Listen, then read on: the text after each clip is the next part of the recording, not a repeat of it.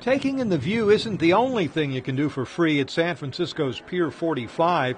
You can also wander into a little place called the Musee Mecanique, or Mechanical Museum, although once inside you'll want a quarter or two.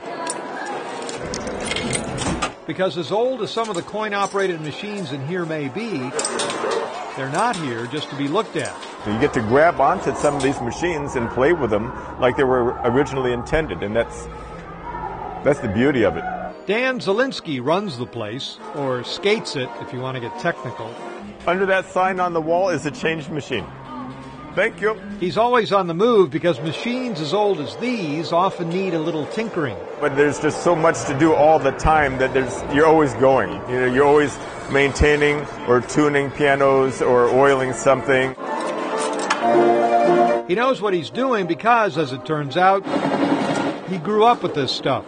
We had a great basement at home growing up as a child, and an awful lot of these machines were in my basement. That's because Dan's dad started collecting coin-operated machines in penny arcades at the age of 11 and never stopped.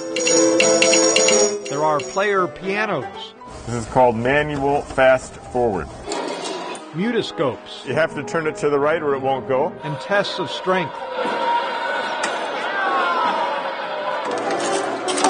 The oldest one in here dates back to 1884, an early motion picture machine. This is the praxinoscope that was made in Paris. But the collection also goes right up through early video games to a modern Pirates of the Caribbean pinball machine.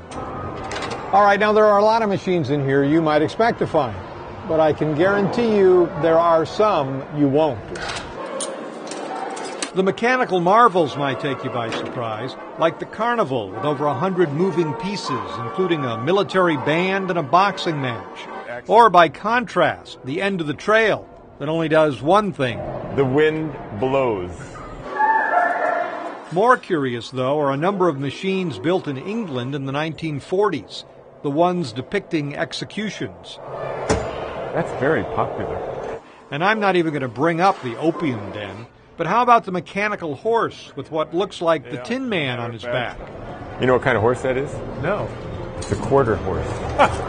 Because they're mechanical, the games have a different feel to them than modern digital games. You can actually do it yourself. You don't have to use controllers and stuff. On the other hand, they're kind of hard. Still, to play any of these games, there's really only one thing you've got to know. Put money in them?